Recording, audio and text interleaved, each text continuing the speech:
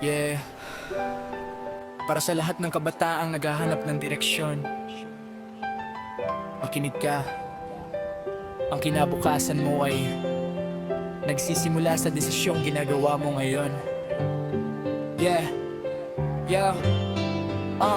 Yo, kabataan, makinig ka muna. Huwag hayaang masayang ang bawat umaga. Barkada ang kasama pero isipin ang bukas. Pag mali ang pinili, pangarap ang mawawasak. Madaling sumabay sa uso at kalokohan, pero mahirap bumangon kapag buhay ang nasaktan. Droga, bisyo, away at krimen, hindi yan ang daan para ikaw ay umangat din. Hindi ka hinaan ng tumanggi sa mali. Mas matapang ang taong marunong magsabi ng hindi.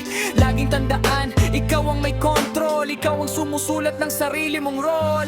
Oh, piliin ng tama. Huwag hayaang mawala ang pag-asa.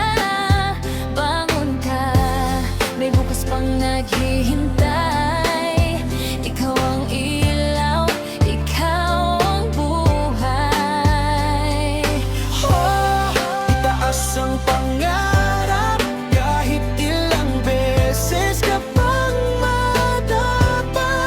Hindi pa huli ang lahat para magbago. Simulan mo ngayon para sa kinabukasan mo. Hindi mahalaga kung saan ka nagsimula. Ang mahalaga ay marunong kang bumangon sa problema. Respeto sa magulang, guro at kapwa, yan ang tunay na sukatan ng iyong halaga. Cellphone at social media ay gamitin ng tama. Huwag hayaang ikaw ang kontrolado ng sistema. Masastig ang may pangarap kaysa sa pasikat, dahil ang tunay na tagumpay ay pinaghihirapan. Ikaw ang pag-asa, huwag mong kalimutan. May talento kang kayang baguhin ng lipunan. Kaya itaas ang noo, lakasan ang loob. Sa tamang landas, siguradong aabot mo. Oh, piliin ng tama. Ikaw ang pag-asa ng ating bayan. Sama-sama nating mabuhin ang mundo. Sa kabutihan magsimula ang pagbabago.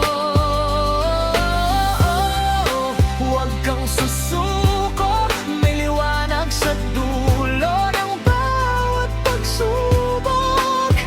Kabataan, ito ang iyong panahon. Maging inspirasyon